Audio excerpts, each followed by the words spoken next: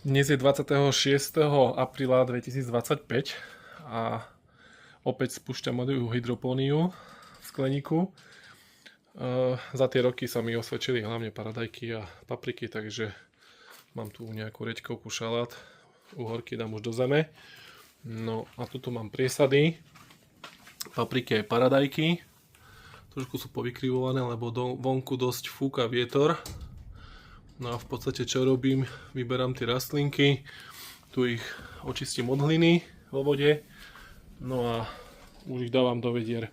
V vedrach mám zatiaľ málo kameňov, ktoré slúžia len na to, aby tie rastlinky sa prichytili.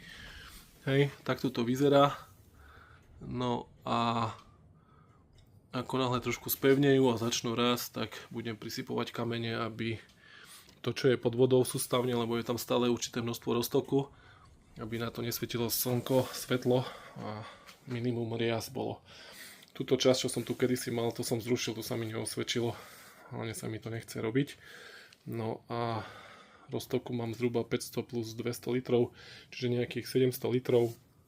Vydrží to v tých letných mesiacoch zhruba mesiac, takže prakticky bezúdržbové. Občas musím skontrolovať, či niekde voda netečie, alebo či niečo nie je upchaté. Väčšinou zvyknú korene sa trošku dostať do tých otvorov a tie treba niekedy prepláchnuť a spozorujem to tak, že tie vedra sú plné a neoteká tá voda tak, ako by mala.